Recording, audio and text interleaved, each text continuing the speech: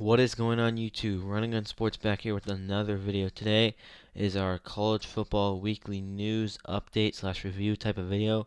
We just released our NFL news video last on Sunday. So if you have not gone and checked that video out, please go do that. Leave it a like. Leave this video a like as well if you enjoy it. Share this to your friends who love college football, especially if you have any Georgia fans. We got a lot of Georgia football to talk about today, the good, the bad, the ugly. Over the weekend, March Madness was going on, the Elite Eight, and we already have 3 out of the 4 Final Four teams. Gonzaga, Baylor, and Houston are the 3 teams who are going to the Final Four this year, and Michigan and UCLA have tipped off right now as we speak. It is 6-4 with 12 minutes in the first quarter. So, but we are here to talk about college football, and if you have not, please subscribe, leave a like, share this to your friends, and let's get right into the video. So right off the bat, defensive tackle 4-star Tyke Hill commits to LSU. Is a 6'2", 280-pound defensive lineman from New Orleans, Louisiana. He picked LSU over Alabama, Georgia, Florida, and Miami. A big pickup for Ed Orgeron. He's been recruiting very well since his time at LSU. A lot of people, even though most of his players that he grabbed a national title with was Les Miles players, but you got to look at it as he is putting a very good recruiting class together for this future of the LSU Tigers team. He did have some recruiting violations, which causes him to have a self-imposed bowl ban, which in a normal year wouldn't happen, but because of COVID-19, the teams were selected to be played in the bowl games instead of having to qualify with a 6-win record to make a bowl game. So that is why they were put in a self-imposed bowl ban. So 5-star athlete Malachi Starks commits to the University of Georgia. He picked Georgia over Alabama and Clemson. With that commitment, it jumps Georgia from the number 4 recruiting class of the team rankings of class of 2022 to the number 2 class of 2022 team rankings for recruiting.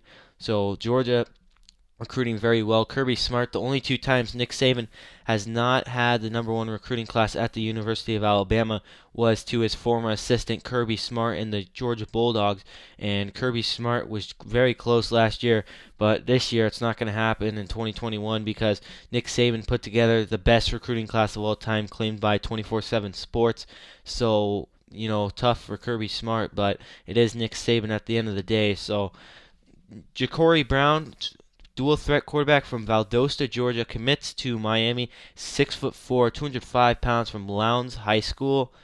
4-star safety Sherrod Covell Jr. is down to 11 schools: Penn State, Virginia, USC, Virginia Tech, Alabama, Auburn, Clemson, Maryland, Michigan, Notre Dame, Oregon. He is 6 foot tall, 185 pounds, from Chesapeake, Virginia. We'll see if he stays home at Virginia or Virginia Tech or goes far to USC. So we'll see where Sherrod Covell Jr. will land. 4-star defensive end Justice Finkley announces top 12 out of 30 Division I football offers. Michigan, Florida, Colorado, Texas, LSU, Oregon, Alabama, South Carolina, USC, Kentucky, Stanford, and UCF. And the defensive end position for recruiting the past couple of years has been one of the more coveted positions in all of football. We saw JT Tolomalu from Eastside Catholic in Washington be one of the more highly recruited. Him and Corey Foreman from Sentinel, California, and those guys on. There's 2 big recruiting sites. You have Rivals and 24/7 Sports. I believe 24/7 Sports has JT Tolomalu as the number 1 recruit in the class of 2021, and Rivals has Corey Foreman, the number 1 recruit. So both of those guys are defensive ends, weak side defensive ends, but just a really underappreciated spot in football right now, especially with the recruiting. It's becoming very valuable as the top 2 players in the 2021 recruiting class are at that exact position. Chance Biddle, 4-star safety from Garland, Texas, announces his top 7 schools: Alabama, Baylor, Oklahoma, Texas A&M, Michigan, TCU, and SMU. A lot of Texas schools there as well. The farthest I guess he could go is Michigan or Alabama. Michigan's a little farther. I do think he will end up at a school in the state of Texas personally. Four-star defensive tackle Christian Miller told 24/7 Sports Hayes Fawcett that Ohio State, USC, Georgia are the three front runners in his recruiting process right now. So that's pretty big news. Nothing official, but from what he told 24/7 Sports Hayes Fawcett, that is those top three schools right now. He's not released a official top three schools. If he does, we will let you know about that in our next college football video, whenever that is. Four-star outside linebacker Jalen Walker commits to the University of Georgia. Georgia, as I said, just putting together a very solid recruiting class, trying to give Alabama a run for their money this year. Will it happen? I don't know. Last year we saw Georgia giving Alabama a very good shot. Georgia and Tennessee giving Alabama a very good shot. I guess we know why Tennessee had such good recruiting class, because of the paying the players, but they were expected to beat Alabama, blow them out of the recruiting class, and they really didn't. And so just shows you how good of a recruiter Nick Saban is. And it was really early. A lot of people were speculating way too early. Offensive tackle and four-star Alio Ba announces his top 6 schools: Texas A&M, Penn State, Texas, Oklahoma, Florida, and Florida State. We'll see where he does decide to end up. More Georgia commitments today. Four-star running back Jordan James commits to Georgia. Eric Gilbert, former University of Florida tight end for briefly, and LSU tight end, where he did play at LSU actually, has revisited Baton Rouge, obviously where the campus of LSU is, and the whole Eric Gilbert saga has just gone on, and from what I'm hearing, it does not sound like it's going to end anytime soon. He was expected to go back to play in junior college level. That was really going to be his only shot. Alabama was talking to him a little bit, and then he went to Florida, obviously, and Kyle Pitts was a big part of him going to Florida, and then now he is back visiting at Baton Rouge. He's not signed at LSU or anything, so we'll see what happens with Eric Gilbert. I do not think he'll end up at LSU. I just think that the amount of publicity that will gain for that program, negativity towards Ed Orgeron to sign him, the criticism that Ed Orgeron will receive for re-signing him after letting him go, it's just a little too much, and with some former recruiting allegations against Ed Orgeron. So I think I just would find it really hard for Eric Gilbert to return to LSU. But I would not be surprised if Eric Gilbert went back to the junior college level and then rejoin the LSU Tigers. I think that would not be as big as a deal as it would be as if he had tried to rejoin the team just immediately after signing with Florida, where he never even stepped on campus in Gainesville, and just jumping straight back to LSU.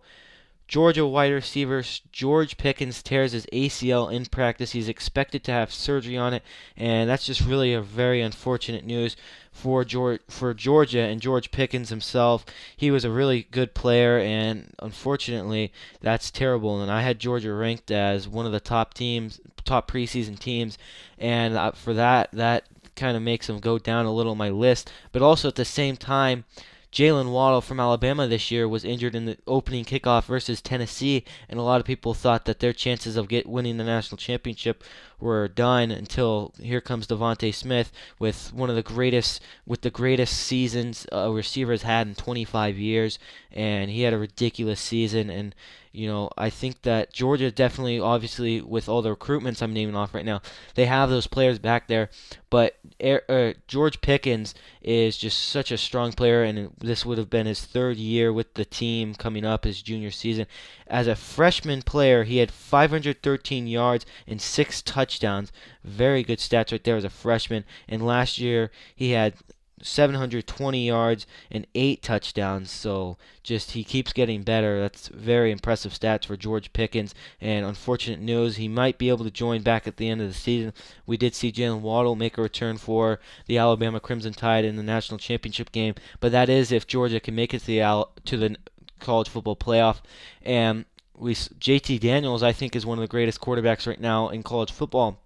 But I think that he definitely has the weapons, but with the familiarity with George Pickens and going to someone else is really going to hurt not having him around. So we'll see what happens. Speaking of Georgia, Jermaine Burton injured his knee at practice, and it is an undisclosed injury. The extent of the injury is not known yet, but if Jermaine Burton missed a bit of the season, that would also hurt, especially with George Pickens being out. Jermaine Burton, this was his freshman year last year. He's from Calabasas, 404 yards and 3 touchdowns. And, those aren't crazy stats, but at the same time, he's a freshman, a true freshman, coming out of the state of California as a receiver, and that's pretty impressive for a freshman. So just unfortunate news for the Georgia Bulldogs, and just tough to lose both your receivers like that. Henry Toa is leaving Tennessee is a quote done deal according to insiders at Tennessee. Where he'll go is not known yet. Bama was the front runner. There's been some rumors that he is going to visit the Ohio State, but that's been kind of debunked, as I guess you could say. So we'll see what happens with Henry Toa'atu. It really sounded like he was going to end up at Alabama. He had visited Alabama after the national championship season for him.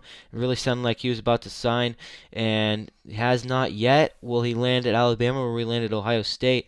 And I think that he wants to get out of there because of the whole recruiting allegations against the school and whatnot, which I don't blame him for that. That was a really bad look for the Tennessee football program. Oklahoma is holding up transfer of backup quarterback Chandler Morris to TCU. Lincoln Riley has made the decision, and a lot of backlash towards Lincoln Riley on this one. In my opinion, it's not as big as a deal, but I do understand where the angry people with Lincoln Riley come from on this one.